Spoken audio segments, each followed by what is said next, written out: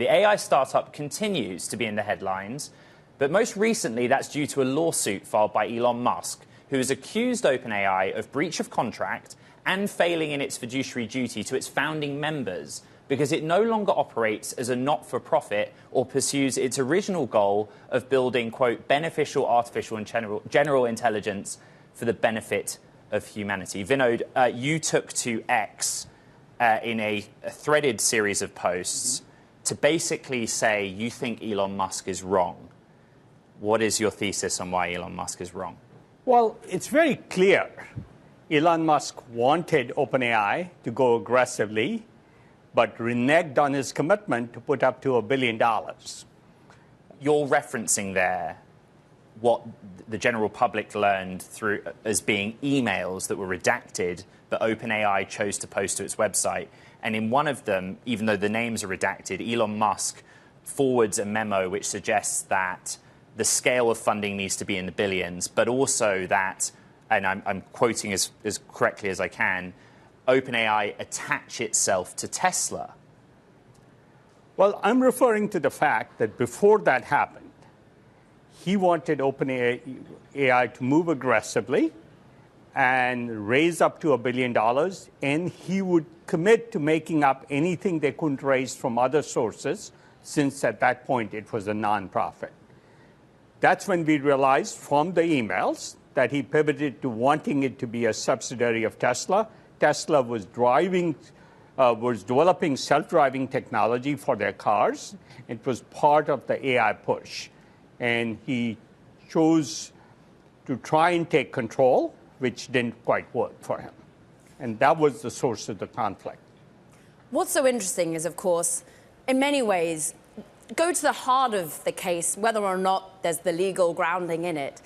There is this interesting pivot that ultimately OpenAI had to make. You are so articulately put in one of our articles on Bloomberg saying, like, this was about survival. No longer feasible to have an open source model you spend $10 billion of R&D on and then hand it to everybody else. The economics don't make sense.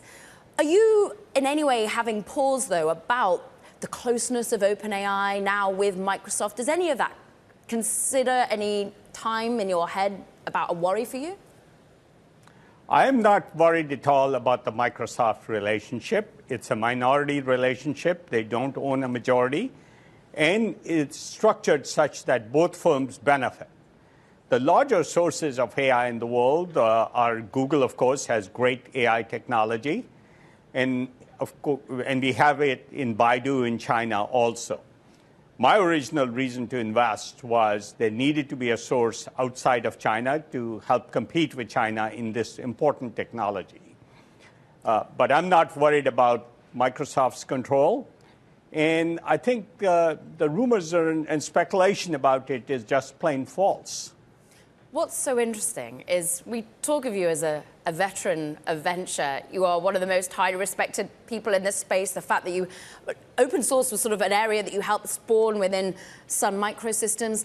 I'm interested to know, did you ever anticipate that you'd be drawn into basically meme arguments with the most wealthy at one point man in the world? How do you feel about having to take to X in this way? Well, it's not about the argument with Elon. The argument is really about our competition, our techno-economic war with China, which I've talked about before. And if we have powerful technology, we shouldn't be open sourcing it and giving it to China and other bad nation states, Russia, North Korea, among them. And they're benefiting a lot from the state-of-the-art open source.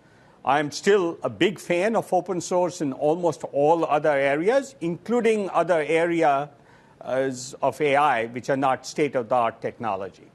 Vinod, you may have seen on X this morning or overnight, Elon Musk posted to his account that this week Grok would be open sourced. Do you have an interpretation of what Musk meant by that? And based on what you just said, you'd be supportive of that? Well, I saw the tweet. I'm fine with it. I don't think Grok is state-of-the-art, but I haven't personally evaluated it. And it will get better. It's started only recently. But if it's state-of-the-art technology, I think we should control the export of that technology as closely as we control nuclear technology or other national security technologies. Vinod, To be clear, it's please. not just about national security with China. It's beyond that. It's political power coming from economic power globally because of how powerful this technology is. I actually wanted to go back, and I probably should have asked this at the beginning, but we always say, well, you were one of the first people to write a check into OpenAI, and you have a really long-standing relationship with what is an evolving business, right? But just explain to our audience what your relationship with OpenAI is, how involved you are or not day to day. Well, we are very early investors. I'm not day-to-day involved in every decision. I was very curious to see this independent committee report, which, by the way, Sam insisted on at the time the board was being reconstituted. It completely cleared Sam of any wrongdoing. Beyond that, it really went on to say Sam did a great job in many of the functions a CEO is supposed to do, and blamed the board for acting hastily. I do believe the board was irresponsible in the way it acted before last Thanksgiving, and I'm glad the report clarified all that and validated all that in an independent sort of way.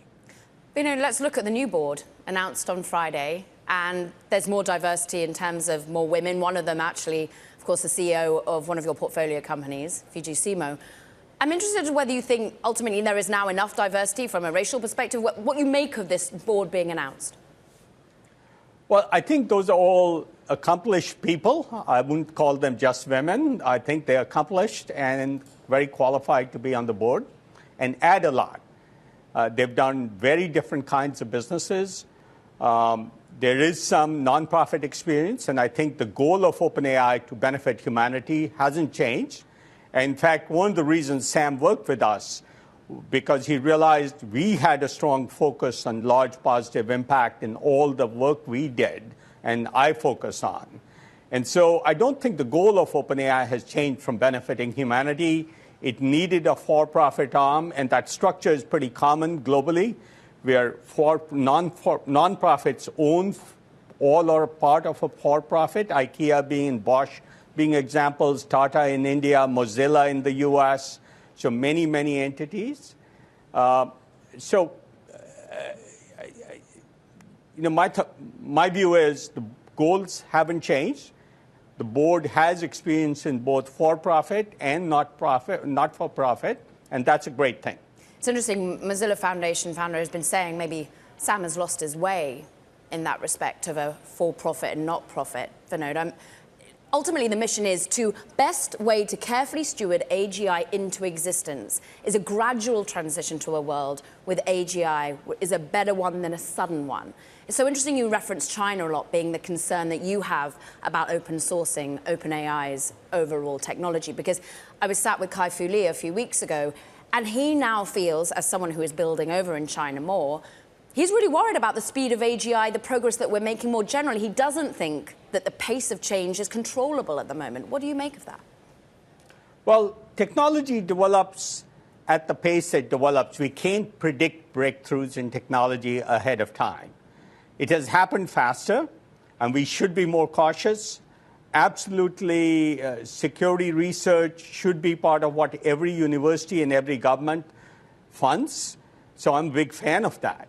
But I don't think we need to slow down AGI development or AI development. I think we are far from it. We are making rapid progress. And so I think that's a good thing. I think it will really, really benefit humanity. I've talked a lot about it. I'm a big fan of not slowing it down. Okay, let's try to move this moment forward. Elon Musk is an incredibly influential person. He has a history of litigation in many of the fields in which he's operated. If you could give one message to him, I know it was a threaded series of messages, and we're showing some of them now, but what is it that you want out of this situation? Well, I want to remind him that when Blue Origin, Jeff Bezos, sued SpaceX, Elon tweeted, "You can't sue your way into space." I want to remind him he can't sue his way into AGI. He can hire great people, and he is hiring great people and building technology, which is the right way to compete.